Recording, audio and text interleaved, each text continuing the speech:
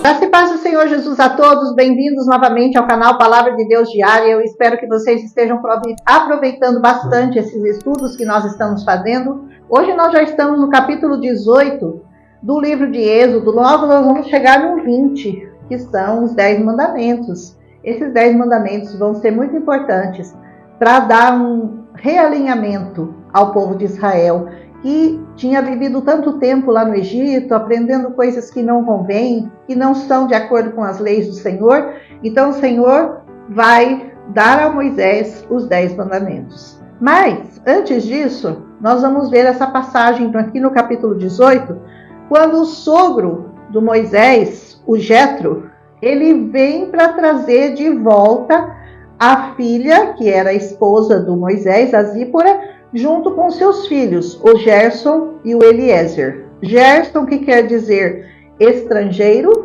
porque quando ele teve o Gerson, ele colocou esse nome, que significa fui estrangeiro numa terra estranha. E Eliezer, porque significa ajuda, porque ele entendeu que ele tinha sido ajudado pelo Senhor. Por isso o nome Eliezer.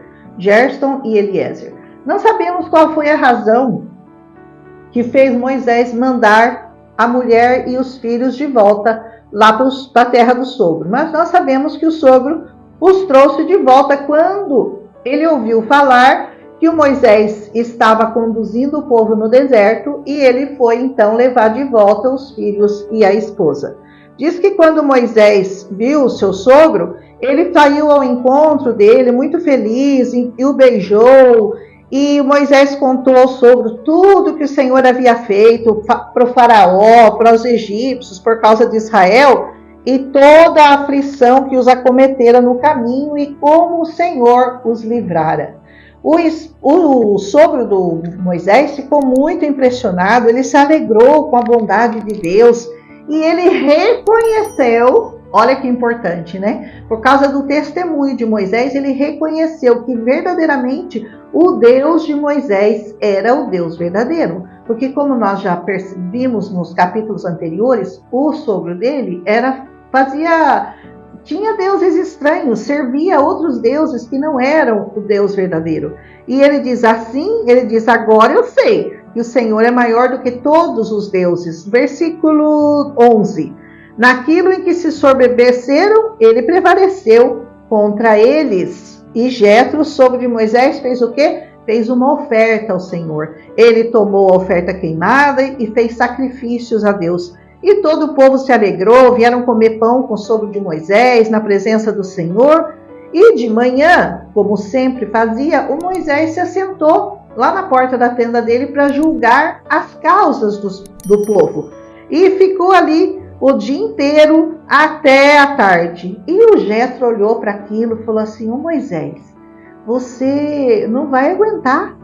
Ele falou: mas o que eu posso fazer? O povo quer saber o que Deus acha e eu sou um intermediário entre Deus e as causas que eles trazem. Então ele era uma espécie de juiz, de julgador. O Jetro olhou para aquilo e falou: não. Olha aqui no versículo 18, quando eles têm uma questão, eles vêm a mim. Aí eu julgo entre um e outro e eu os faço saber os estatutos de Deus e as suas leis. O sogro de Moisés falou para ele: isso que você está fazendo não é bom, porque você vai se cansar demais, você vai desfalecer, você e esse povo que está com você. Então você que está conduzindo esse povo, você não vai aguentar e o povo vai desfalecer junto com você. Isso é muito pesado para você. Sabe aquela pessoa que fica pegando um fardo muito pesado, e às vezes tem grandes igrejas e não quer dividir as funções da liderança? É importante que você coloque pessoas para te ajudar, pessoas mais experientes, pessoas que já tenham passado por um processo com o Senhor, pessoas que já conhecem e podem também ajudar a julgar, ajudar a comandar aquele rebanho. Não precisa necessariamente tudo depender do pastor. Se a igreja tem 1000 membros, o pastor vai ter que ficar olhando e conversando com 1000 membros? Não tem como. Ou 10.000, ou sei lá quantos.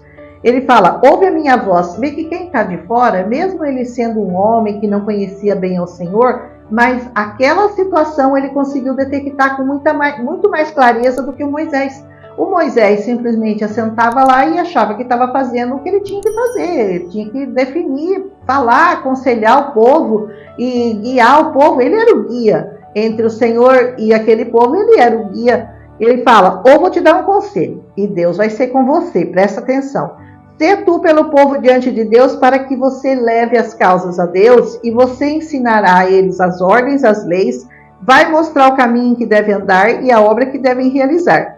Além disso, você vai prover homens capazes, tementes a Deus, homens de verdade, que aborreçam a avareza e os colocará sobre eles para serem governantes de 1000, de 100, de 50 e de 10. Olha só, então esse aqui vai menos capacitado, vai coordenar esses 10, esse cabeça vai coordenar 50, o outro que é mais experiente, vai coordenar 100 e o outro vai coordenar 1000. É assim, subdividido as funções em bloco, para que não ficasse pesado para ninguém. Aí o que ele falou? As pequenas causas, você deixa esses governantes lidarem.